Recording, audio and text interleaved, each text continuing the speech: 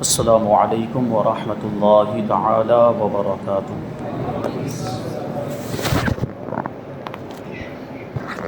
الحمد للہ رب العالمین والعاقبۃ للمتقین والصلاة والسلام علی سید الانبیاء والمرسلین وعلى آلہ واصحابہ اجمعین، اما بعد فاعوذ باللہ من الشیطان الرجیم، بسم اللہ الرحمن الرحیم۔ ان اولیاؤہ الا المتقون۔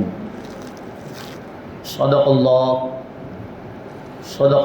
مولانا العظیم وصدق رسولہ النبی الامین المتین الکریم، ونحن على ذلك لمن الشاہدین والشاکرین والذاکرین والحامدین، والحمد للہ رب العالمین۔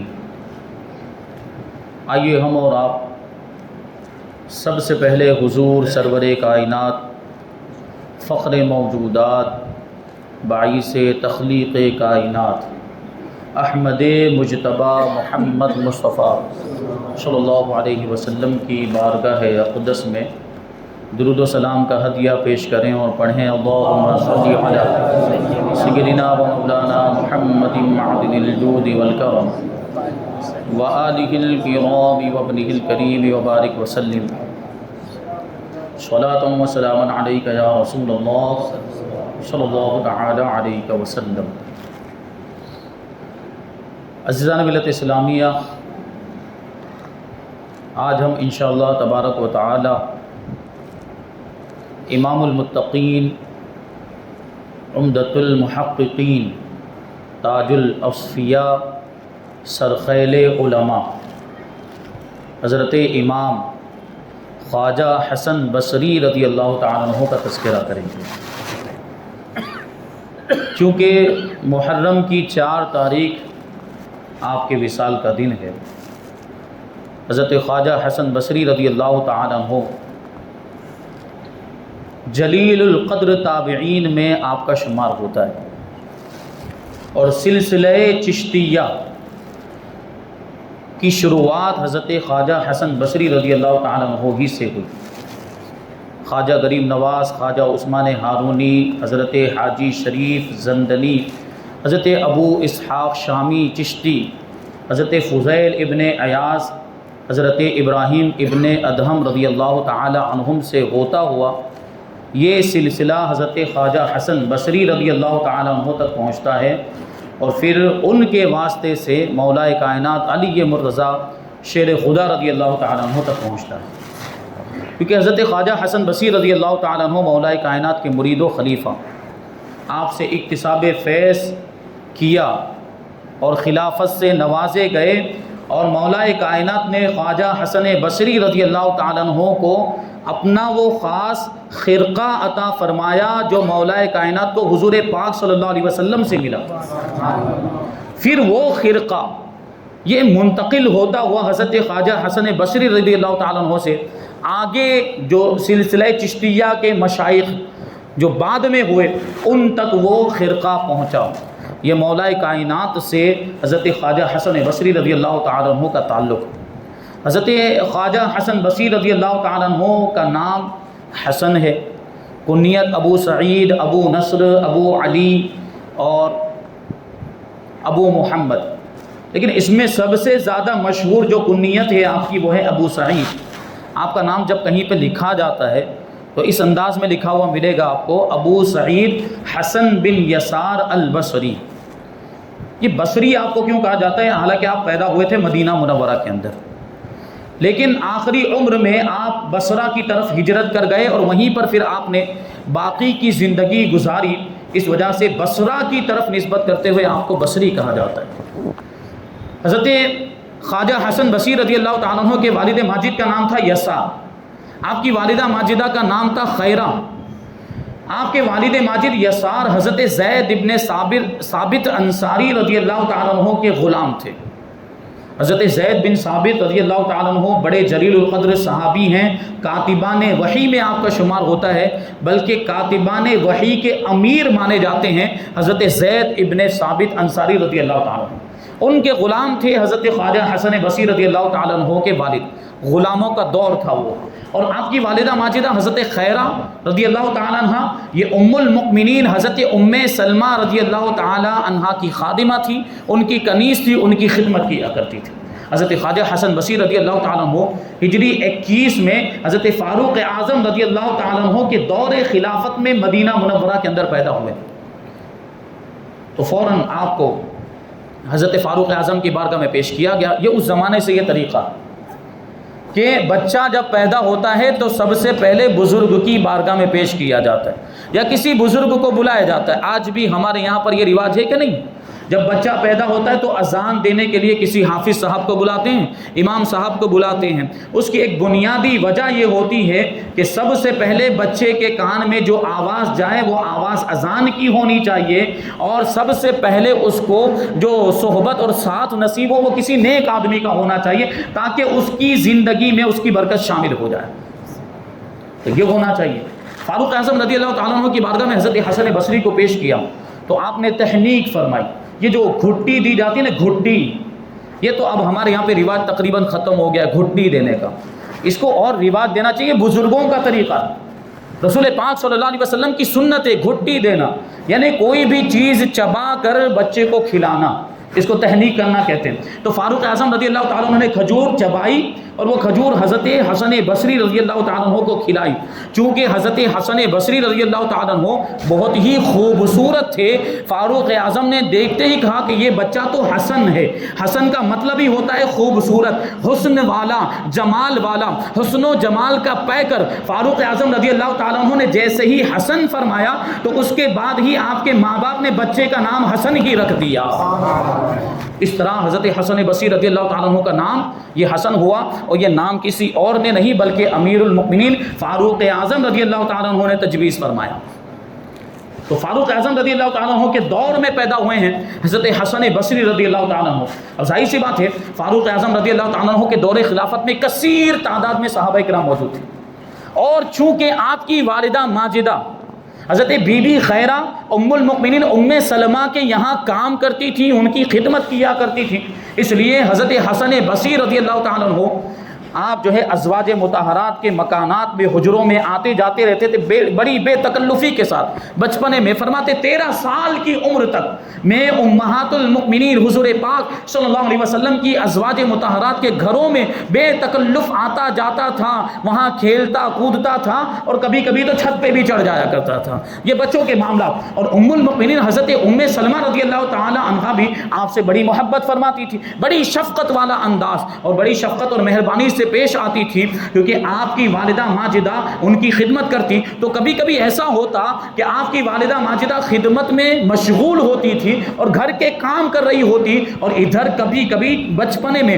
حضرت حسن بصری رضی اللہ تعالیٰ عنہ رونے لگ جاتے تھے، تو ام المؤمنین بی بی ام سلمہ رضی اللہ تعالیٰ عنہ آپ کو خاموش کراتی تھی۔ اور کبھی کبھی ایسا ہوتا تھا کہ خاموش کرانے کے لیے ام سلمہ رضی اللہ تعالیٰ عنہ ام المؤمنین رضی اللہ تعالیٰ عنہ زیادہ عمر ہو گئی تھی، 21 ہجری کی بات ہے، ام المؤمنین ام سلمہ رضی اللہ تعالی عنہا کی عمر بہت زیادہ ہو گئی تھی، لیکن اس کے باوجود حضرت حسن بصری کو خاموش کرنے کے لیے اپنی چھاتی ان کے منہ میں دے دیا کرتی تھی۔ عمر ہو جانے کی وجہ سے چھاتی میں دودھ تو نہیں بچا تھا، لیکن فرط محبت میں اور جو شفقت کا یہ انداز ہوتا تھا، تو اللہ تبارک و تعالی اس جذبے کی قدر فرماتے ہوئے ان کے پستان سے اور ان کی چھاتی سے 2-3 بوندیں حضرت حسن بصری رضی اللہ تعالیٰ عنہ کے منہ مبارک میں منتقل فرما دیا کرتا تھا۔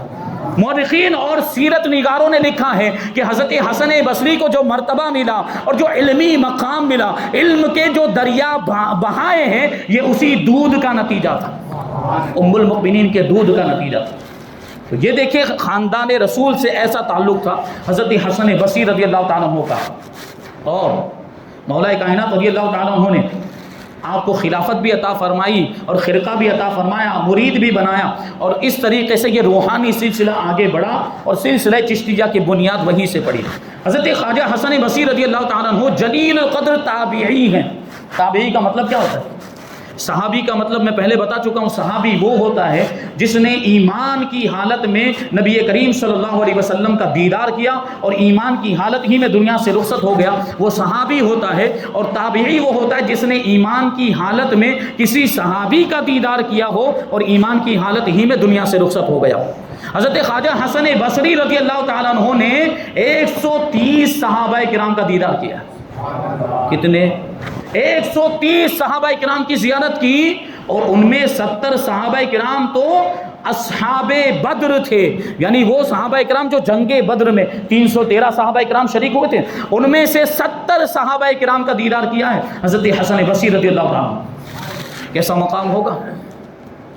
اور آپ نے خاص طور پر جن صحابہ کرام سے فیض حاصل کیا، حدیثیں سنی اور حدیثیں روایت کی، ان میں مولا کائنات علی مرتضی رضی اللہ تعالیٰ عنہ، فاروق اعظم رضی اللہ تعالیٰ عنہ، حضرت عثمان غنی رضی اللہ تعالیٰ عنہ، حضرت عبداللہ ابن عباس رضی اللہ تعالیٰ عنہ، ام المؤمنین حضرت ام سلمہ رضی اللہ تعالیٰ عنہ، ام المؤمنین حضرت عائشہ صدیقہ رضی اللہ تعالیٰ عنہ، حضرت ابو موسیٰ اشعری رضی اللہ تعالیٰ عنہ، حضرت جندب اور حضرت سمرہ ابن جندب، یہ جو ہے صحابہ کرام خاص طور پر ان سے حضرت حسن بصری رضی اللہ تعالیٰ عنہ نے حدیثیں سنی اور ان کو آگے روایت کیا۔ حضرت حسن بصری رضی اللہ تعالیٰ عنہ نے 12 سال کی عمر میں قرآن پڑھ لیا تھا، پورا قرآن مجید، اور 12 سال کی عمر میں آپ ایک طرف قرآن پڑھتے جاتے تھے اور قرآن کی آیتوں کے بارے میں صحابہ کرام کی بارگاہ میں حاضر ہوتے تھے اور تفسیری حدیثیں دریافت کیا کرتے تھے کہ یہ آیت کریمہ ہے تو اس کے بارے میں کوئی تفسیر حدیث میں آئی ہو تو وہ حدیث آپ مجھ سے بیان کیجئے۔ صحابہ کرام حضرت حسن بصری سے بیان کرتے تھے اور پھر وہ روایتیں آپ یاد کر لیتے تھے، بعد میں لوگوں کو حضرت حسن بصری رضی اللہ تعالیٰ عنہ نے وہ حدیثیں پہنچائی ہے۔ یہ مقام و مرتبہ اللہ تبارک و تعالیٰ نے آپ کو عطا فرمایا۔ حضرت حسن بصری رضی اللہ تعالیٰ عنہ دیکھیں ولایت کے درجے پر فائز ہیں، لیکن ابتدا میں حضرت حسن بصری رضی اللہ تعالیٰ عنہ ذریعہ معاش کے لیے جواہر اور قیمتی موتی، قیمتی پتھر یہ بیچا کرتے تھے، اس کی تجارت کیا کرتے تھے، گھر بار چلانے کے لیے یہ کاروبار اور یہ تجارت آپ کیا کرتے تھے۔ لیکن دیکھیں آپ کی زندگی میں انقلاب پیدا ہوا، چند واقعات ایسے پیش آئے جس کی وجہ سے آپ کی سوچ کا زاویہ ہی بدل گیا اور دنیا کو دیکھنے کا آپ کا نظریہ ہی بدل گیا اور بالکل دنیا سے آپ بے رغبت ہو گئے اور بے نیاز ہو گئے اور دنیا کی محبت دل سے بالکل نکل گئی۔ اس میں ایک سب سے بڑا واقعہ مولا کائنات کی شہادت کا واقعہ تھا۔ جب مولا کائنات کو شہید کر دیا آپ کے دل کو ایک صدمہ پہنچا تھا، اس کی وجہ سے بھی دنیا سے آپ کا دل اچاٹ ہو گیا تھا۔ اور ایک واقعہ ایسا پیش آیا تھا بڑا ہی عجیب و غریب واقعہ، ایک مرتبہ حضرت خواجہ حسن بصری رضی اللہ تعالیٰ عنہ ملک روم تشریف لے گئے۔ وہاں کیا معاملہ، یہ جو تجارت کیا کرتے تھے، موتی بیچتے تھے اور جواہرات بیچتے تھے، قیمتی پتھر بیچتے تھے، تو اسی تجارت کے سلسلے میں آپ ملک روم تشریف لے گئے تھے اور وہاں اس زمانے میں آپ کو حسن لؤلؤی کہا جاتا تھا کیونکہ لؤلؤ کا مطلب ہوتا ہے موتی، چونکہ آپ موتی بیچا کرتے تھے اس لیے آپ کو حسن لؤلؤی کہا جاتا ہے۔ حسن بصری تو بعد میں آپ کا نام ہوا ہے۔ تو آپ ملک روم پہنچے تو وہاں پر کیا ہوا، آپ نے تجارت کرنے کے تعلق سے بادشاہ سے اجازت لینی چاہیے، ابھی اجازت نہیں ملی تھی، ابھی بادشاہ سے ملاقات نہیں ہو پائی تھی۔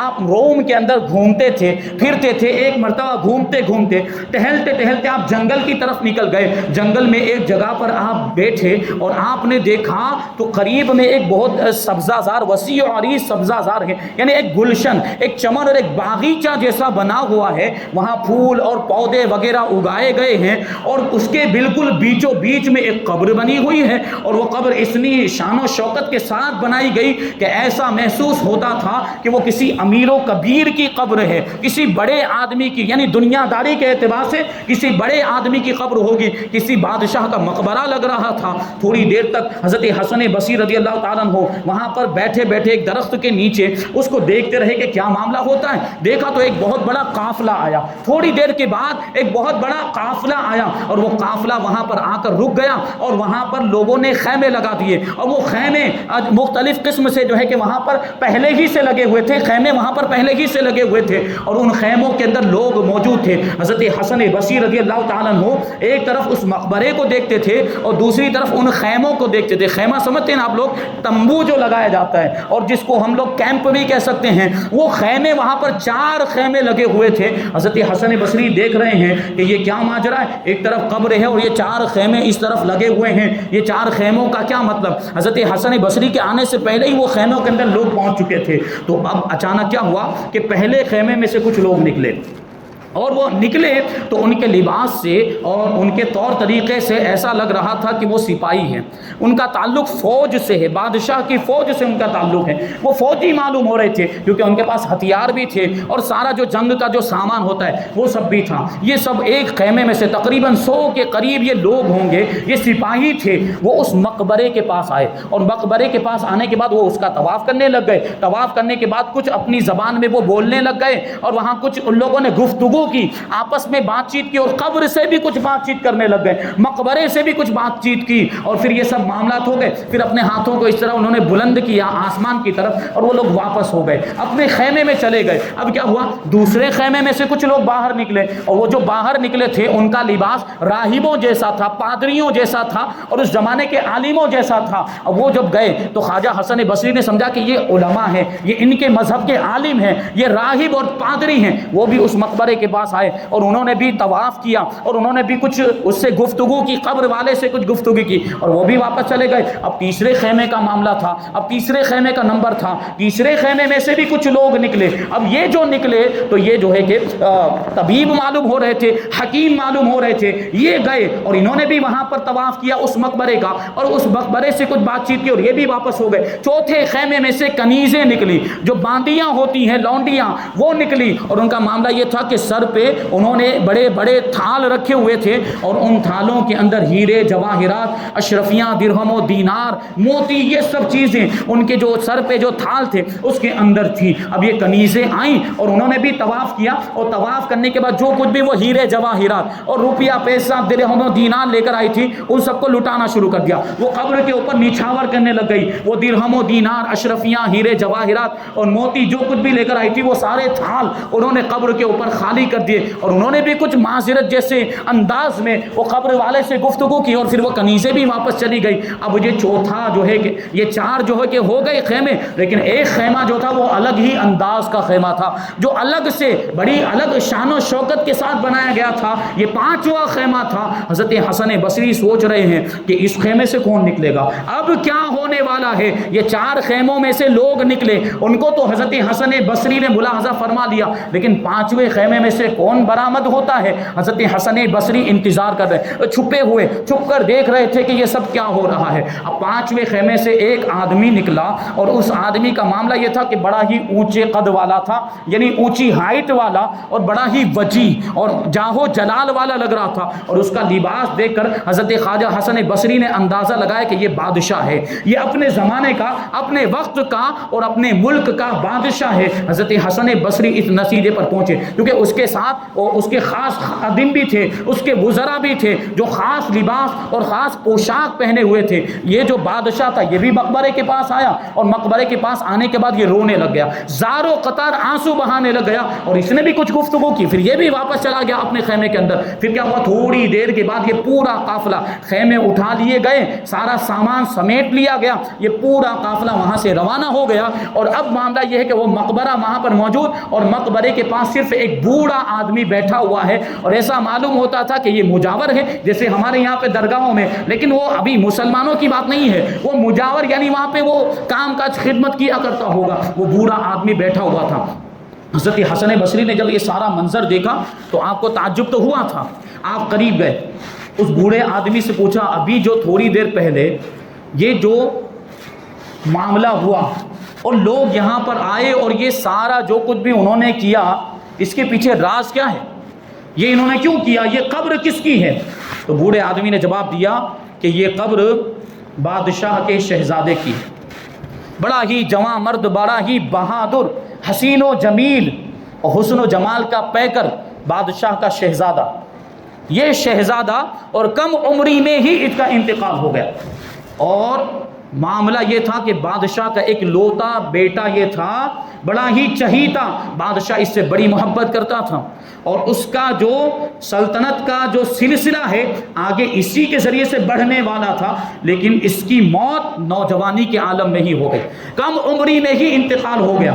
آج اس کی برسی کا دن تھا، آج اس کی موت کو 1 سال مکمل ہوا، تو یہ بادشاہ بڑے جاہ و جلال کے ساتھ اپنے پورے لشکر کو، سپاہیوں کو، طبیبوں کو، حکیموں کو، کنیزوں، باندیوں کو اور عالموں کو، راہبوں اور پادریوں کو لے کر آیا تھا، اور یہ سب اس نوجوان کی قبر پر اس سے معذرت کرنے کے لیے آئے تھے، اس سے معافیاں مانگنے کے لیے آئے۔ جو پہلی جماعت جو آئی تھی وہ جماعت سپاہیوں کی تھی، سپاہیوں نے آنے کے بعد قبر میں جو شہزادہ ہے اس سے معذرت کی اور اس سے معافی مانگی کہ اگر یہ فوج کا معاملہ ہوتا، اگر یہ جنگ کا معاملہ ہوتا، یعنی اگر جنگ کرنے کے ذریعے ہم تمہاری جان بچا سکتے تو ہم دنیا کے اندر روئے زمین پر خون بہا دیتے اور تمہاری جان بچا لیتے، لیکن جنگ کے ذریعے سے تمہاری جان بچانا ممکن نہیں تھا، اس لیے ہم تم سے معذرت کرتے ہیں، ہم تمہاری جان نہیں بچا پائے۔ پھر وہ واپس ہو گئے، اور دوسرا گروہ جو آیا تھا وہ تھا راہبوں کا، وہ پادریوں کا، اور انہوں نے آنے کے بعد یہ بات کہی تھی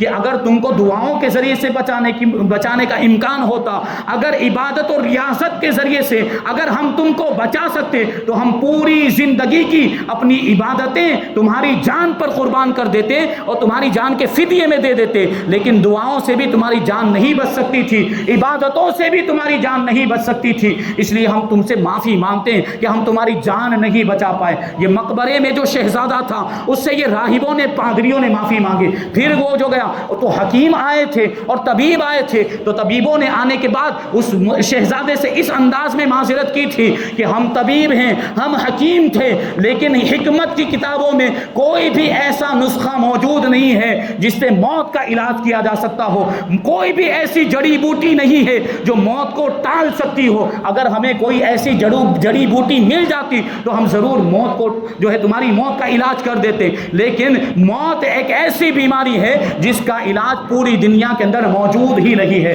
اس انداز میں ان لوگوں نے معذرت کی۔ پھر کنیزیں آئی تھی، اور کنیزوں نے آنے کے بعد وہ سارا مال اسباب اور سونا چاندی جو کچھ بھی تھا وہ نچھاور کیا۔ لٹانے کے بعد ان لوگوں نے مقبرے کو مخاطب کرتے ہوئے کہا تھا، قبر میں شہزادے کو مخاطب کرتے ہوئے کہا تھا کہ اگر مال و دولت کے ذریعے سے اور لونڈی غلام اور خادموں کے ذریعے سے تمہاری جان بچائی جا سکتی ہوتی تو ہم خود بھی قربان ہو جاتے اور یہ سونا چاندی بھی قربان کر دیتے، لیکن تمہاری جان بچا لیتے، لیکن مال و دولت کے ذریعے سے بھی اور لونڈی غلاموں کے ذریعے سے بھی جان بچانا ممکن نہیں ہے۔ اور پھر آخر میں بادشاہ آیا تھا، اور بادشاہ نے آنے کے بعد یہ بات کہی تھی کہ اگر بادشاہت کے ذریعے سے، یعنی اگر میں اپنی پوری بادشاہت کو قربان کر دیتا، اپنی جان کو یعنی میرے لختے جگر کو میں اپنی سلطنت کو دے کر بھی اگر بچا سکتا ہوتا تو میں اپنی پوری سلطنت کو اور پوری بادشاہت کو قربان کر دیتا، لیکن اپنے بیٹے کو بچا لیتا۔ لیکن اللہ تبارک و تعالیٰ کا جب فیصلہ آتا ہے تو اس کے سامنے کسی کی نہیں چلتی۔ موت ایک اٹل حقیقت ہے، ایک مسلمہ حقیقت ہے، اس کا کوئی بھی انکار نہیں کر سکتا، اور موت جب آ جاتی ہے تو نہ کوئی علاج کام کر سکتا ہے، نہ کوئی دوا کام کر سکتی ہے، نہ ہوا دعا کام کر سکتی ہے، اور کوئی بھی چیز اس وقت فائدہ نہیں دے سکتی۔ مال و دولت یہ سب دھرا کا دھرا رہ جاتا ہے۔ ہم دیکھتے ہیں کہ بڑے بڑے مالدار قسم کے لوگ جب وہ بیمار پڑتے ہیں پانی کی طرح پیسہ بہایا جاتا ہے، لیکن موت کا وقت آ چکا ہوتا ہے تو وہ دولت بھی فائدہ نہیں دیتی۔ حضرت حسن بصری رضی اللہ تعالیٰ عنہ نے جب اس بوڑھے مجاور سے یہ ساری باتیں سنی، دل میں ایک الگ کیفیت پیدا ہوئی، اور آپ کے دل میں یہ حقیقت، یہ آسمان میں چمکتے ہوئے سورج کی طرح عیاں ہو گئی کہ دنیا کی کوئی حیثیت نہیں ہے، دنیا کی کوئی حیثیت اور کوئی اوقات نہیں ہے۔ یہاں تو آدمی آیا ہے مرنے کے لیے، کچھ دن یہاں پر زندہ رہے گا پھر چلا جائے گا، اور جو آخرت کی زندگی ہے وہ ہمیشہ کی زندگی ہے۔ اس کے بعد جب یہ واقعہ دیکھا، حضرت خواجہ حسن بصری رضی اللہ تعالیٰ عنہ نے ہنسنا ہی بند کر دیا تھا، اس طریقے سے دنیا سے بے رغبت ہو گئے تھے۔ پھر ایک عظیم واقعہ آپ کی زندگی میں یہ پیش آیا کہ ایک مرتبہ آپ دریا دجلہ کے کنارے پر ٹہلتے ہوئے پہنچے تو وہاں آپ نے دیکھا کہ ایک حبشی نوجوان بیٹھا ہوا ہے، اور اس کے بغل میں ایک ادھیڑ تقریباً 40-45 سال کی عورت وہاں بیٹھی ہوئی ہے، اور دونوں وہاں بیٹھے۔ حضرت خواجہ حسن بصری رضی اللہ تعالیٰ عنہ قریب گئے تو کیا دیکھا کہ ایک سراہی رکھی ہوئی ہے ان کے سامنے، ایک سراہی، اور حضرت خواجہ حسن بصری نے نتیجہ یہ نکالا کہ وہ سراہی میں شراب تھی اور وہ شراب پی رہے تھے۔ حضرت خواجہ حسن بصری کو بڑا جلال آیا، غصہ آیا کہ شراب پینا حرام ہے، جرم ہے، اور یہ کھلے عام دریا کے کنارے یہ بیٹھ کر شراب پی رہے ہیں اور شریعت کی اس طریقے سے یہ دھجیاں اڑا رہے ہیں، یہ تو شریعت سے بغاوت ہے۔ حضرت خواجہ حسن بصری نے سوچا کہ مجھے جا کر انہیں نصیحت کرنی چاہیے، ان کو جو ہے کہ بتانا چاہیے کہ شراب نہ پئیں، ان کو جو ہے کہ سمجھانا چاہیے۔ حضرت خواجہ حسن بصری رضی اللہ تعالیٰ ان کے قریب پہنچے، ابھی پہنچے ہی تھے، ابھی کوئی بات چیت نہیں ہوئی تھی، ابھی کوئی گفتگو نہیں ہوئی تھی، ابھی اس نوجوان حبشی کے پاس پہنچے ہی تھے کہ دوسری جانب دریائے دجلہ میں انسانوں کے چلانے کی آواز آنے لگ گئی۔ دیکھا تو ایک کشتی تھی، وہ کشتی الٹ گئی تھی اور کشتی میں 6 لوگ سوار تھے، وہ ڈوب رہے تھے۔ تو یہ حبشی جو نوجوان تھا، اس نے خواجہ حسن بصری رضی اللہ تعالیٰ سے کہا کہ آؤ چلیے ہم مل کر ان کو بچاتے ہیں، یہ جو انسان ڈوب رہے ہیں، 6 لوگ ڈوب رہے ہیں، ہمیں ان کو بچانا چاہیے۔ حضرت خواجہ حسن بصری رضی اللہ تعالیٰ عنہ نے کہا کہ میں نہیں بچا سکتا کیونکہ مجھے تیرنا نہیں آتا، میں تو صرف دعا کر سکتا ہوں، میں دعا کرتا ہوں کہ اللہ تعالیٰ ان کی جان بچا لے، ان کی حفاظت فرمائے۔ تو حبشی نوجوان نے کیا کہا کہ ابھی ان کو دعاؤں کی ضرورت نہیں ہے بلکہ انسانی مدد کی ضرورت ہے، ان کو جا کے بچانا پڑے گا، ابھی یہاں ہم دعا کرتے رہیں گے وہ ڈوب جائیں گے اور ان کا انتقال ہو جائے گا، مر جائیں گے۔ یہ کہنے کے بعد اس نے دریا کے اندر ڈبکی لگا دی حبشی نوجوان نے، اور آنن فانن میں 5 لوگوں کو دریا سے باہر نکال کر لے کر آ گیا۔ اب وہ 5 لوگ اس کا شکریہ ادا کر رہے ہیں، آپ کا بہت بہت شکریہ، اللہ آپ کا بھلا کرے، آپ کو جزائے خیر عطا فرمائے کہ آپ نے ہماری جان بچائی۔ اب وہ جو حبشی نوجوان تھا وہ ان 5 سے کہنے لگا کہ کیا آپ لوگ 5 ہی تھے، آپ کے ساتھ کوئی اور شخص بھی تو نہیں تھا؟ تو ان لوگوں نے کہا کہ ہاں، 6واں آدمی بھی تھا اور وہ ابھی تک آیا نہیں، وہ ابھی تک دریا سے برآمد نہیں ہوا اور دریا کے اندر ہی ہے۔ حبشی نوجوان نے اتنا سنا کہ فوراً اس نے دریا میں اس طریقے سے غوطہ لگا دیا جیسے کہ مگرمچھ اپنے شکار پر حملہ کرتا ہے، اس انداز میں وہ دریا کے اندر کود گیا اور اپنی جان کی بھی پرواہ نہیں کی۔ اور اتنا سوچیں آپ کہ وہ ماہر ہوگا تیرنے میں اور اتنا طاقتور اور توانا تھا کہ تھوڑی دیر کے بعد اپنے طاقتور بازوؤں پر وہ جو نوجوان اور وہ جو آدمی اندر ڈوب رہا تھا اس کو بچا کر باہر لے کر آ گیا۔ حضرت خواجہ حسن بصری رضی اللہ تعالیٰ عنہ کو تعجب ہوا کہ ایک طرف تو شراب پی رہا ہے، ایک طرف حرام کام کر رہا ہے اور دوسری طرف لوگوں کی مدد بھی کر رہا ہے، یہ کیا معاملہ ہے؟ خواجہ حسن بصری رضی اللہ تعالیٰ عنہ بھی یہ سوچ ہی رہے تھے، اور پھر وہ جو 6 لوگ تھے وہ تو شکریہ ادا کر کے چلے گئے۔ اب یہ حبشی نوجوان نے حضرت حسن بصری سے کہا کہ آئیے ہمارے ساتھ آپ بھی بیٹھ جائیے۔ کہاں بٹھا رہا ہے؟ وہ اسی چادر کے اوپر جہاں بیٹھ کر وہ لوگ شراب پی رہے تھے۔ حضرت خواجہ حسن بصری یہ سوچ کر بیٹھ گئے کہ میں ان کو نصیحت کروں گا، چادر پہ بیٹھ، وہاں فروٹس بھی رکھے ہوئے ہیں، پھل بھی رکھے ہوئے ہیں اور وہ سراہی بھی رکھی ہوئی ہے جس کے بارے میں حضرت حسن بصری کا گمان تھا کہ اس میں شراب ہے۔ حضرت خواجہ حسن بصری رضی اللہ تعالیٰ عنہ بیٹھے تو یہ جو حبشی نوجوان تھا وہ کہنے لگا کہ آپ ہمارے مہمان ہیں تو آپ کی تواضع تو کرنی پڑے گی، یعنی مہمان نوازی تو کرنی پڑے گی۔ اتنا کہنے کے بعد اس نے ایک یہ گلاس لیا، ایک گلاس لینے کے بعد اس سراہی کو اندر جو کچھ بھی تھا اس کو اونڈیلنا شروع کر دیا۔ حضرت خواجہ حسن بصری رضی اللہ تعالیٰ عنہ ابھی نصیحت ہی کرنا چاہتے تھے اور اس کو کہہ رہے تھے اور کہنے کا ارادہ ہی کیا تھا کہ شراب نہیں پینی چاہیے، شراب حرام، تم کو شرم آنی چاہیے، حرام کام کرتے ہو، یہ بھی کہنا ہی چاہتے تھے کہ اس نے حبشی نوجوان نے کہا کہ آپ سوچ رہے ہوں گے کہ ہم یہاں بیٹھ کر کیا کر رہے ہیں، ہم ایک اللہ تبارک و تعالیٰ کی نعمت کو استعمال کر رہے ہیں اور اس کا شکریہ ادا کر رہے ہیں۔ اللہ تبارک و تعالیٰ کی یہ جو نعمت ہے یہ اللہ تبارک و تعالیٰ کی ایسی نعمت ہے کہ جس کی ضرورت ہر جاندار کو ہر وقت پڑتی رہتی ہے، اور اس نعمت کو اگر اللہ تبارک و تعالیٰ ختم کر دے تو سارے جاندار مر جائیں گے۔ اب حضرت خواجہ حسن بصری کو تعجب، یہ شراب کو ایسی نعمت کہہ رہا ہے، یہ شراب کے بارے میں ایسے جملے کہہ رہا ہے کہ اگر شراب کو ختم کر دیا جائے تو ہر جاندار مر جائے گا۔ لیکن تھوڑی دیر کے بعد اس نے گلاس کے اندر وہ جو کچھ بھی سراہی میں تھا وہ نکال کے حضرت خواجہ حسن بصری کو دے دیا۔ ابھی تعجب کی بات کہ وہ تو حضرت خواجہ حسن بصری تو سمجھ رہے تھے کہ وہ شراب، لیکن جیسے ہی حضرت حسن بصری نے اس گلاس کے اندر دیکھا اس میں شراب نہیں تھی بلکہ پانی موجود تھا، اس میں پانی تھا۔ اب حضرت حسن بصری کو بڑی ندامت ہوئی کہ میں نے کیا کیا گمان کر لیا تھا، میں نے کیا کیا سوچ لیا تھا کہ یہ لوگ شراب پی رہے ہیں، گناہ کا کام کر رہے ہیں۔ اب وہ کہنے لگا کہ یہ جو ادھیڑ عمری کی عورت بیٹھی ہے یہ میری ماں، یہ میری والدہ ہے، اور ہم یہاں پر پانی پینے کے لیے بیٹھے، گزر رہے تھے، سفر کر رہے تھے تو ہم یہاں پانی پینے کے لیے بیٹھے تھے۔ حضرت خواجہ حسن بصری رضی اللہ تعالیٰ بڑے شرمندہ ہوئے، بڑے نادم ہوئے، اور دل ہی دل میں آپ یہ سوچنے لگ گئے کہ کسی کے بھی بارے میں غلط گمان نہیں کرنا چاہیے، پتہ نہیں کون کس حال میں ہے، کون کس رنگ میں ہے، کیونکہ دور سے دیکھا تھا تو لگ رہا تھا کہ شراب پی رہے ہیں، لیکن جب قریب گئے اور اس کے پیالے کو دیکھا تو پتہ چلا وہ شراب نہیں تھی بلکہ پانی تھا۔ حضرت خواجہ حسن بصری کو بڑی ندامت ہوئی، بڑی شرمندگی ہوئی، اور پھر آپ اس نوجوان سے کہنے لگ گئے، حبشی نوجوان سے، کہ آپ میرے لیے دعا کریں کہ اللہ تبارک و تعالیٰ مجھے نور بصیرت عطا فرمائے کہ میں انسانوں کو پہچان سکوں کہ کون کس حالت میں ہے، کون کس رنگ میں ہے، کون اچھا ہے، کون برا ہے، کس کے دل کی کیفیت کیسی ہے، یہ میرے لیے دعا کریں۔ تو وہ حبشی نوجوان حضرت خواجہ حسن بصری رضی اللہ تعالیٰ عنہ کے لیے دعا کرنے لگ گیا۔ اس نے دعا کی اور دعا کرنے کے بعد وہ جانے لگ گیا۔ ابھی حضرت خواجہ حسن بصری رضی اللہ تعالیٰ عنہ کے دماغ میں وہی واقعہ گھوم رہا تھا، اور آپ اب بھی شرمندہ ہو رہے تھے، ندامت کی کیفیت اب بھی جاری تھی۔ تھوڑی توجہ آپ کی دوسری طرف ہوئی، پھر آپ نے دوبارہ اس طرف دیکھا جہاں پہ وہ ماں اور بیٹا جا رہے تھے۔ آپ نے جب دوبارہ ادھر دیکھا تو وہ دونوں غائب ہو چکے تھے، وہ دونوں نگاہوں سے اوجھل ہو چکے تھے۔ مطلب کیا؟ وہ رجال الغیب تھے، رجال الغیب، مردان غیب، یہ اللہ تبارک و تعالیٰ کی طرف سے مقرر کردہ یہ افراد ہوتے ہیں جو انسانوں کی مدد کیا کرتے ہیں۔ یہ رجال الغیب تھے، اللہ تبارک و تعالیٰ نے ان کو ان 6 لوگوں کی مدد کے لیے بھیجا تھا اور حضرت خواجہ حسن بصری کی آزمائش کے لیے بھی بھیجا تھا۔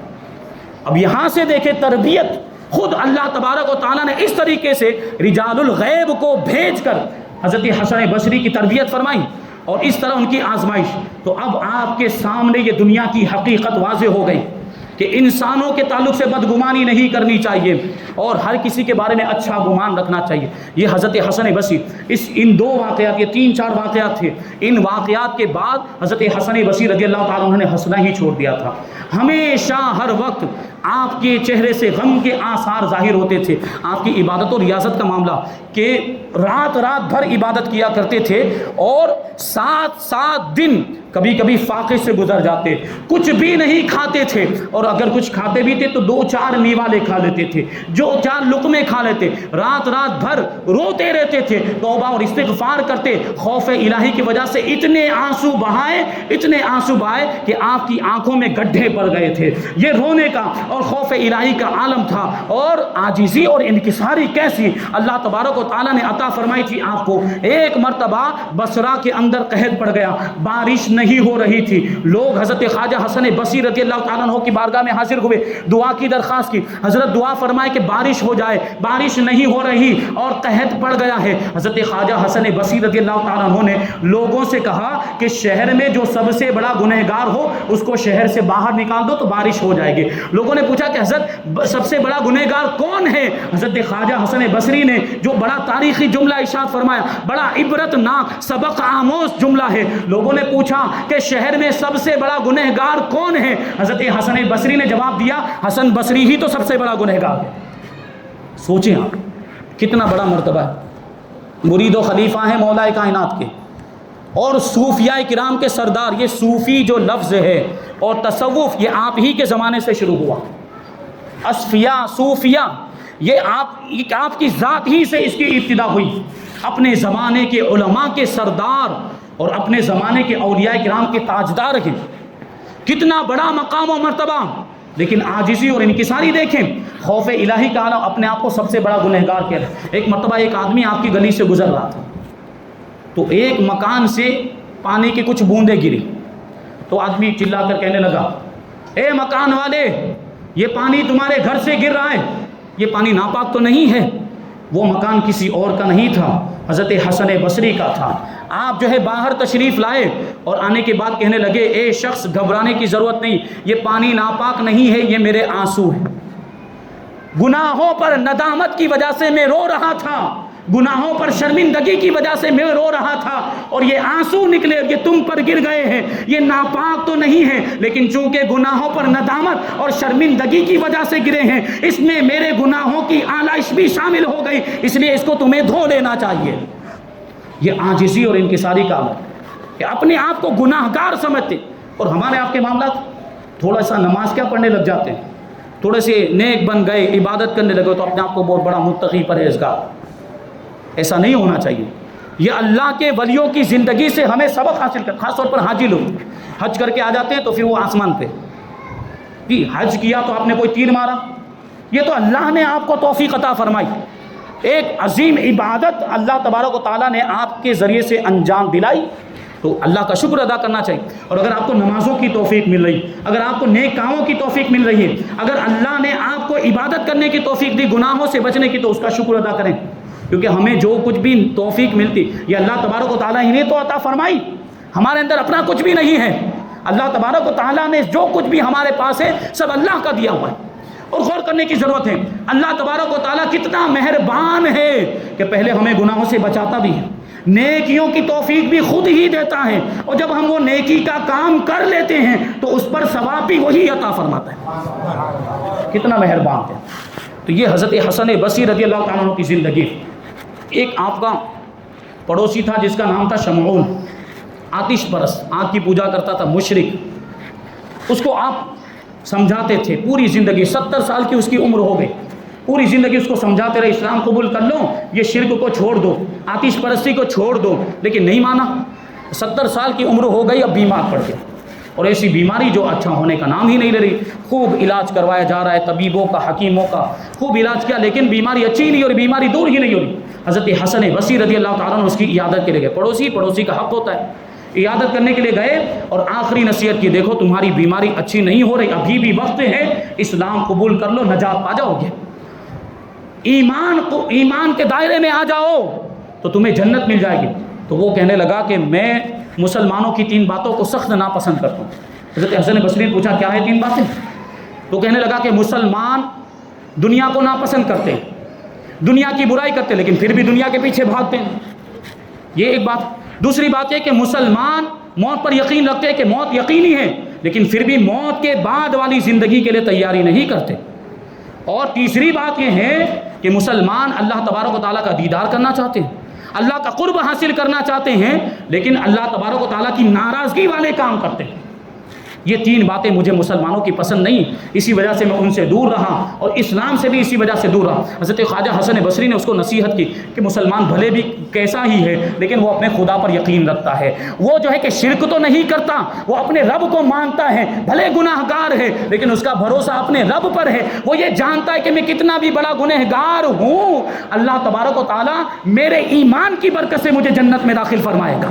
ایک مومن کا یہ عقیدہ ہوتا ہے. ہاں یہ باتیں ہیں جو تم نے کہی, ہاں یہ روشنی, یہ جو ہے کہ روشن دلیلیں ہیں, یہ تمہاری بات صحیح ہے, مسلمانوں کو اس کی اصلاح کرنی چاہیے, لیکن ایمان والے کے پاس ایمان ہی سب سے بڑی دولت ہوا کرتی ہے, تو تم مسلمان ہو جاؤ. اب وہ کہنے لگا کہ اگر میں مسلمان ہو جاؤں گا تو مجھے کیا ملے گا, میں تو آگ کی پوجا کرتا ہوں. حضرت خواجہ حسن بصری نے کہا کہ تم نے 70 سال تک آگ کی پوجا کی, بتاؤ آگ نے تمہیں کیا فائدہ پہنچایا؟ تم نے اس کو معبود مانا, تم نے اس کو خدا مانا, تم نے کیا سوچ کر اس کو خدا بنایا؟ وہ کہنے لگا کہ میں نے یہ سوچ کر خدا بنایا کہ یہ آگ مجھے جب میں یہاں سے مر جاؤں گا, دنیا سے چلا جاؤں گا, تو میں نے اس لیے اس کی پوجا کی تاکہ یہ مجھے جلائے نہیں. تو حضرت خواجہ حسن بصری کہنے لگے کہ اچھا تجھے نہیں جلائے گی اور ہم کو جلائے گی.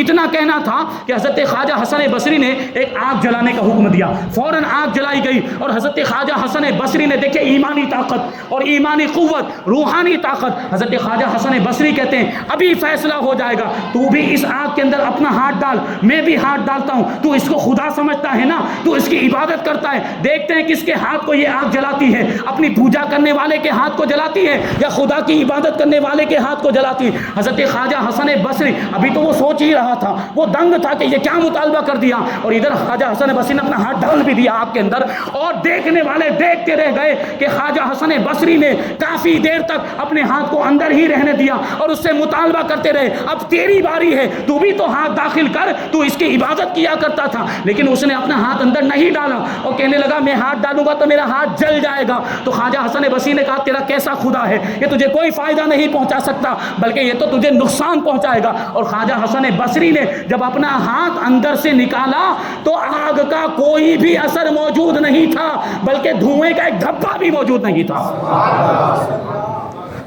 اب ظاہر سی بات, اتنی بڑی کرامت دیکھی, دل کی دنیا تو بدلنے والی تھی. اس نے فوراً اسلام کا ارادہ ظاہر کیا، مجھے آپ مسلمان بنا دیجئے، آخری وقت ہے کہیں اس نعمت سے میں محروم نہ ہو جاؤں۔ اور پھر اس نے ایک اقرار نامہ لکھوایا۔ حضرت خواجہ حسن بصری سے پوچھنے لگا اگر میں مسلمان ہو جاؤں، اگر میں کلمہ پڑھ لوں تو کیا اللہ تبارک و تعالیٰ میرے گناہوں کو معاف فرما دے گا؟ کیونکہ میں نے 70 سال تک شرک کیا ہے، 70 سال تک میں نے آگ کی پوجا کی ہے، کیا اللہ تبارک و تعالیٰ اتنے بڑے گناہ کو معاف فرما دے گا؟ حضرت خواجہ حسن بصری رضی اللہ تعالیٰ نے کہا کہ جو بندہ سچے دل سے اللہ تبارک و تعالیٰ کی بارگاہ میں توبہ کرتا ہے، اللہ تبارک و تعالیٰ اس کی توبہ کو قبول فرماتا ہے اور اس کے گناہوں کو معاف کر دیتا ہے، اگرچہ اس کے گناہ کتنے ہی زیادہ کیوں نہ ہو۔ اب اس نے کہا حضرت یہ لکھ کر دیجئے، مجھے آپ نے جو بات کہی ہے یہ لکھ کر دیجئے، اقرار نامہ ایگریمنٹ لکھا ہے باقاعدہ۔ اور اس حضرت حسن بصری نے لکھا کہ جو ایمان لائے اس کے گناہ معاف ہو جاتے ہیں، جو توبہ کرے اس کے گناہ معاف، اس کی بخشش ہو جاتی ہے، اور پھر اس پہ گواہوں کے دستخط بھی۔ اب وہ مسلمان ہو گیا، اس نے کلمہ پڑھ لیا۔ خواجہ حسن بصری رضی اللہ تعالیٰ عنہ نے وہ اقرار نامہ لکھا ہوا تھا، لیکن معاملہ یہ تھا، بیمار تو تھا پہلے سے، مسلمان ہونے کے بعد تھوڑی دیر کے بعد ہی اس کا انتقال ہو گیا۔ اب خواجہ حسن بصری رضی اللہ تعالیٰ عنہ نے اس کے غسل، کفن، دفن وغیرہ کا انتظام کیا، اس کی نماز جنازہ پڑھی اور اس کو دفن کیا۔ اور جب دفن کیا جانے لگ گیا تو حضرت خواجہ حسن بصری نے جو اقرار نامہ تھا جو اس نے لکھوایا تھا اس کے ہاتھ میں رکھ دیا اور اس کو وہ اقرار نامے کے ساتھ ہی دفن کر دیا۔ اب وہ جو رات تھی حضرت حسن بصری نے بڑی بے چینی میں گزارا، بے قراری، نوافل پڑھتے رہے پوری رات اور اللہ کی بارگاہ میں روتے رہے، گڑ گڑاتے رہے اور عرض کرتے اے پروردگار میں نے وعدہ تو کر دیا ہے، میں تو خود بہت بڑا گنہگار ہوں، میں اتنا بڑا گنہگار ہوں، میں دوسرے کی ضمانت کیا لے سکتا ہوں، میں دوسرے کی بخشش کی گارنٹی کیسے لے سکتا ہوں، یہ عاجزی، ورنہ مرتبہ آپ جانتے ہیں۔ خواجہ حسن بصری سوچیں آپ، جو سلسلہ چشتیہ کے سردار ہوں، سلسلہ چشتیہ کے مشائخ کے سردار ہوں، ان کا مرتبہ کیسا ہوگا؟ ہم غریب نواز کو دیکھ لیں، جب غریب نواز کا یہ عالم کتنے بعد میں ہوئے ہیں تو جہاں سے یہ سلسلہ چلا ہے اس حسن بصری کا مرتبہ کیا ہوگا؟ اللہ کی بارگاہ میں روتے ہیں، میں اتنا بڑا گنہگار ہوں، میں نے اس کی ضمانت لے لی، میرے گناہوں کا معاملہ، مجھے خود اپنی فکر ہے، اب کیا ہوگا؟ اللہ کی بارگاہ میں رونے لگے، گڑ گڑا رہے، پروردگار میں نے وعدہ کر لیا، میری لاج رکھ لینا، ورنہ قیامت کے دن میں اس کو کیا منہ دکھاؤں گا؟ قیامت کے دن میں وہ مجھ سے پوچھے گا تم نے وعدہ کیا تھا اور تمہارے وعدے کے مطابق میرے ساتھ معاملہ نہیں ہوا تو میں اس کو کیا منہ دکھاؤں گا، کیا جواب دوں گا؟ اور یہ فکر ہی کر رہے تھے اور یہی کیفیت تھی کہ اسی میں آپ کو نیند آ گئی۔ خواب میں دیکھتے ہیں کہ جو آپ کا پڑوسی شمعون تھا وہ جنت میں گھوم رہا ہے، وہ صرف گھوم ہی نہیں رہا، نورانی تاج پہنا ہے اور انتہائی قیمتی لباس پہنا ہوا ہے، بڑی نعمتوں کے اندر۔ حضرت خواجہ حسن بصری نے پوچھا کہ تیرے ساتھ کیا معاملہ ہوا؟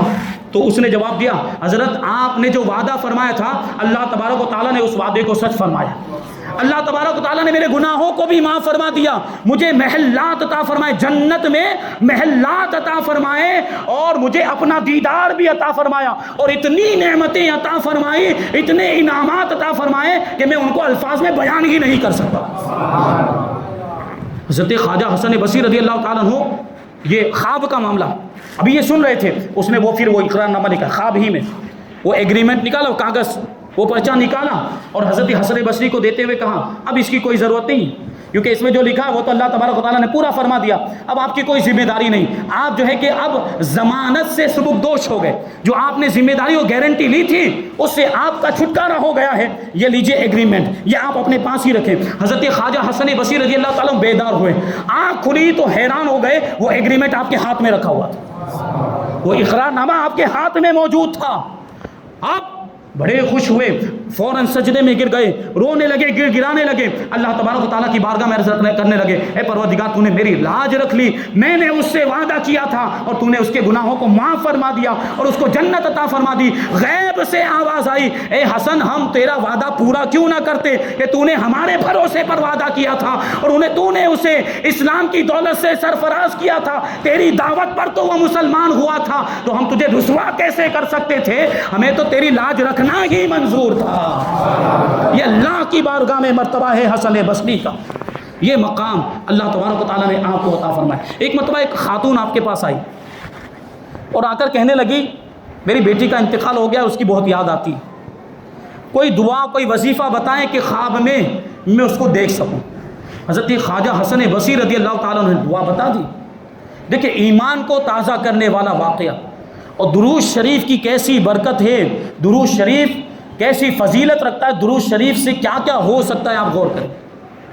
وہ دعا لے کر چلی گئی، وہ دعا پڑھ کے سوئی ہوگی تو اس نے خواب میں اپنی بیٹی کو دیکھا، لیکن بڑی جو ہے کہ عجیب کیفیت، جہنمی لباس پہنی، جہنم کے تارکول کا لباس پہنی ہوئی۔ تارکول مطلب جس کو ہم لوگ دامڑ کہتے ہیں، اور وہ بھی دنیا کا دامڑ نہیں، جہنم کا۔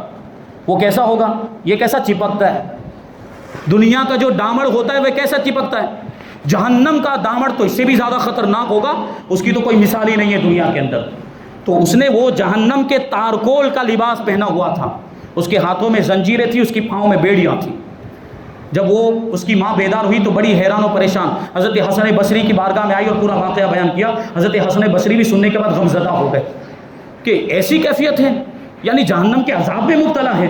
اب حضرت حسن بصری رضی اللہ تعالیٰ عنہ دوسری رات کو جب سوئے تو وہی لڑکی خواب میں آئی۔ اب حسن بصری رضی اللہ تعالیٰ عنہ کے خواب میں آئی، اور اب اس کا معاملہ یہ ہے کہ وہ جنت کے باغات میں گھوم رہی ہے اور سر پہ نورانی تاج پہنا ہوا۔ حضرت حسن بصری رضی اللہ تعالیٰ عنہ نے اس سے پوچھا کہ تیری حالت میں یہ تبدیلی کیسے آئی؟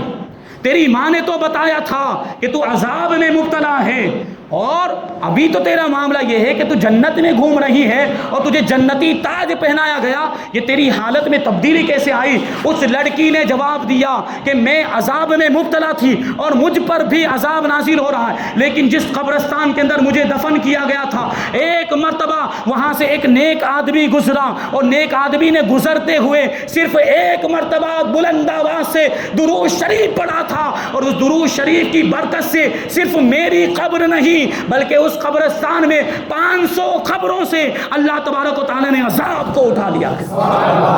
درود شریف کو کیا سمجھا ہے آپ نے؟ اپنے گھروں میں برکتی ہوتی ہے، اور نحوستوں کے معاملات، لڑائی جھگڑے ہو رہے ہیں، روزی میں برکت نہیں ہو رہی، یہ سب شکایتیں ہیں کہ نہیں؟ درود شریف کیوں نہیں پڑھتے؟ درود شریف پڑھ کر تو دیکھیں، اللہ تبارک و تعالیٰ ساری پریشانیوں کو دور فرما دے گا، ساری مشکلات کو آسان فرما دے گا، روزیوں میں بھی برکت ہو جائے گی، اور نیک کاموں میں بھی دل لگنے لگ جائے گا، اور گناہوں سے بچنے کی بھی توفیق ملے گی۔ یہ یاد رکھیں، کثرت کے ساتھ درود شریف پڑھیں، کیونکہ یہ حضور سے محبت کی علامت، جس کو جتنی محبت ہوگی وہ اتنا ہی درود پڑھے گا۔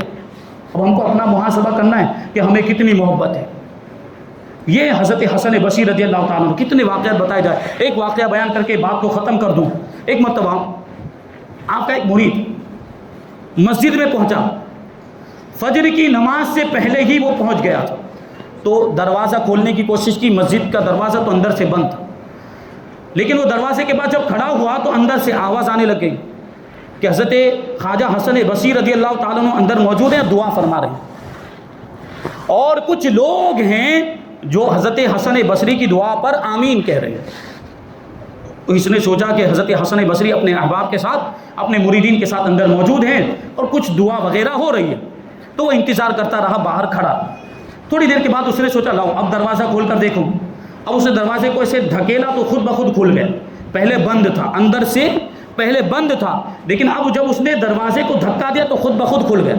اندر داخل ہوا تو کیا دیکھتا ہے کہ حضرت خواجہ حسن بصری رضی اللہ تعالیٰ عنہ اکیلے موجود ہیں، کوئی دوسرا نہیں۔ اس کو تعجب ہوا کہ ابھی تو بہت لوگوں کی آواز آ رہی تھی، حضرت حسن بصری دعا کر رہے ہیں اور ایک جماعت ہے جو آمین کہہ رہی ہے، بہت سارے لوگ ہیں جو مل کر آمین کہہ رہے ہیں۔ بہرحال وہ نماز میں شامل ہو گیا۔ فجر کی نماز سے فارغ ہونے کے بعد وہ حضرت حسن بصری کی بارگاہ میں حاضر ہوا اور کہنے لگا کہ حضرت میں فجر سے پہلے آ گیا تھا اور میں نے اس طرح کی آوازیں سنی، ماجرا کیا ہے مجھے بتائیے۔ حضرت حسن بصری نے کہا خاموش رہو، اس کے بارے میں خبردار کسی کو بتانا مت، تمہیں بتاتا ہوں، تم نے سن لیا ہے اس وجہ سے۔ معاملہ یہ ہے کہ روزانہ فجر سے پہلے جنات کی ایک جماعت میرے پاس آتی ہے واعظ و نصیحت سننے کے لیے اور درس لینے کے لیے۔ آج بھی وہ جنات کی جماعت آئی تھی، میں ان کو واعظ و نصیحت کر رہا تھا، ان کو سبق پڑھا رہا تھا، ان کو درس دے رہا تھا، اور جب یہ مجلس روزانہ مکمل ہوتی ہے تو مجلس کے آخر میں دعا کی جاتی ہے، اور میں دعا کر رہا تھا اور سارے جنات آمین کہہ رہے تھے۔ وہ جنات جب آمین سے فارغ ہو گئے، یہ محفل ختم ہو گئی، وہ تمہارے سامنے سے نکل گئے لیکن تم کو نظر نہیں آئے۔ یہ حضرت حسن بصری کا مرتبہ۔ ایک واقعہ بہت ہی پیارا واقعہ یاد آ گیا ہے، اس لیے بیان کر دیتا ہوں۔ ایک مرتبہ ایک ابو عمرو نام کے قاری تھے جو قرآن پڑھایا کرتے تھے، اور بڑے ہی مشہور تھے. آپ کا مدرسہ بہت بڑا اور آپ کا جو حلقہ درس تھا بڑے بڑے دور دراز سے لوگ آتے تھے آپ کے پاس قرآن پڑھنے کے. بہت بڑے قاری تھے, بڑے اچھے انداز میں قرآن پڑھتے. لیکن ایک مرتبہ آپ سے ایک گناہ ہو گیا. یہ قرآن پڑھانے میں آپ سے ایک خیانت ہو گئی, جس کی وجہ سے اللہ تبارک و تعالیٰ نے پورا قرآن مجید بھولا دیا, ان کے ذہن سے ختم. قرآن مجید یاد تھا ان کو زبان ہی, لیکن بھول گئے پورا قرآن بھول. اب صرف اعوذ باللہ بسم اللہ یاد ہے, اعوذ باللہ بسم اللہ پڑھتے ہیں اور اس کے بعد کچھ یاد ہی نہیں آتے, یہاں تک کہ سورہ فاتحہ بھی یاد نہیں آتی. ایسا معاملہ ہو گیا. دیکھیں گناہوں کی نحوست, یہ بھی دیکھیں آپ, گناہوں کی وجہ سے کیا کیا ہو سکتا ہے. ہمارے آپ کے جو بھی معاملات, لڑائی جھگڑے یا جو کچھ بھی ہو, نا اتفاقیاں, اس میں کہیں نہ کہیں ہمارے گناہوں کا بھی دخل ہے. تو دیکھیں انہوں نے گناہ کیا تھا تو قرآن بھول گئے, اب رونے لگے, گڑ گڑانے لگ گئے. کسی نے کہا حسن بصری کے پاس جاؤ, وہ کچھ حل بتائیں گے. حضرت حسن بصری کی بارگاہ میں بھی پہنچے تھے, کچھ کہا بھی نہیں, سامنے سے کہتے قرآن بھول گئے اور صرف اعوذ باللہ اور بسم اللہ یاد رہی. وہ جو ابو عمرو قاری تھے وہ پہلے حضرت حسن بصری کو بہت بڑا عالم دین تو مانتے تھے, بہت بڑا فقیہ اور محدث تو مانتے تھے, لیکن ولی نہیں مانتے تھے. لیکن حضرت حسن بصری نے ان کے دل کی بات ان کے کہنے سے پہلے بتا دی. اب یہیں سے شروعات ہو گئی کشف کی.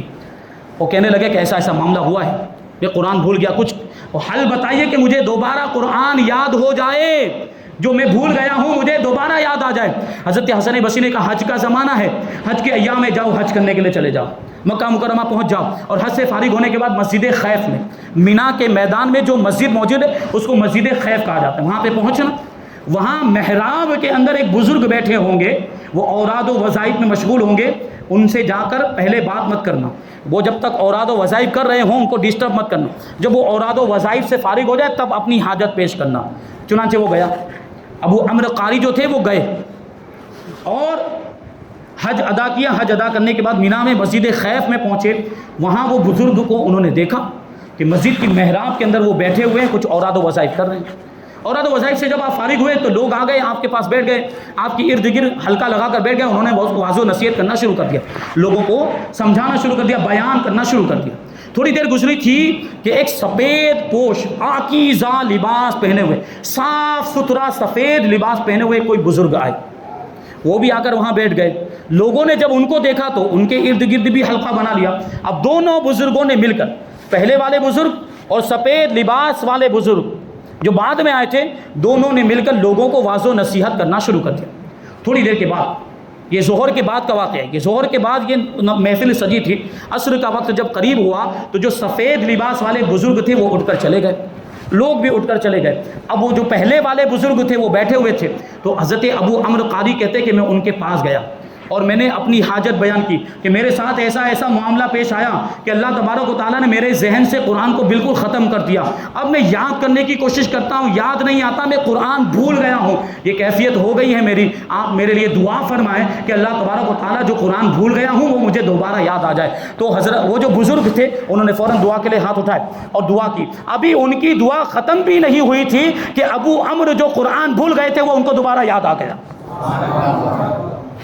اب وہ بزرگ پوچھنے لگے, اچھا تم آئے ہو یہاں پر, لیکن یہ تو بتاؤ تمہیں یہاں بھیجا کس نے, تمہیں یہاں بھیجا کس نے ہے؟ تو ابو عمرو قاری کہتے ہیں مجھے حسن بصری نے یہاں بھیجا ہے. تو وہ بزرگ جواب دیتے ہیں, اچھا تو حسن بصری نے ہمارے راز کو فاش کر دیا ہے, اب اس کے راز کو بھی ہم فاش کرتے. تم نے جو سفید لباس والے بزرگ کو دیکھا تھا جو یہاں پہ آئے تھے وہ کوئی اور نہیں بلکہ حسن بصری تھے. روزانہ ظہر کی نماز کے بعد بصرہ سے مکہ مکرمہ آتے ہیں اور مسجد خیف میں یہ لوگوں کو درس دیتے ہیں, اور جب عصر کی نماز کا وقت ہوتا ہے تو دوبارہ مکہ سے بصرہ واپس لوٹ جاتے ہیں. یہ مقام و مرتبہ ہے حضرت حسن بصری رضی اللہ تعالیٰ عنہ کا. 4 محرم الحرام کو آپ کا وصال ہوا. بصرہ کے قریب ایک جگہ ہے جس کو ابھی الزبیر کہا جاتا ہے, تقریباً بصرہ سے 22 کلومیٹر کے فاصلے پر, وہاں آپ کا مزار مبارک موجود ہے. اللہ تبارک و تعالیٰ کبھی نہ کبھی زندگی میں اس مقدس مقام پر ہم کو حاضر ہونے کی توفیق عطا فرمائے, اور حضرت خواجہ حسن بصری رضی اللہ تعالیٰ عنہ کے فیوز و برکات سے ہم سب کو مالا مال فرمائے. جو کچھ بھی بیان ہوا اس پر ہم سب کو عمل کرنے کی توفیق عطا فرمائے. وما علینا الا البلاغ. السلام علیکم.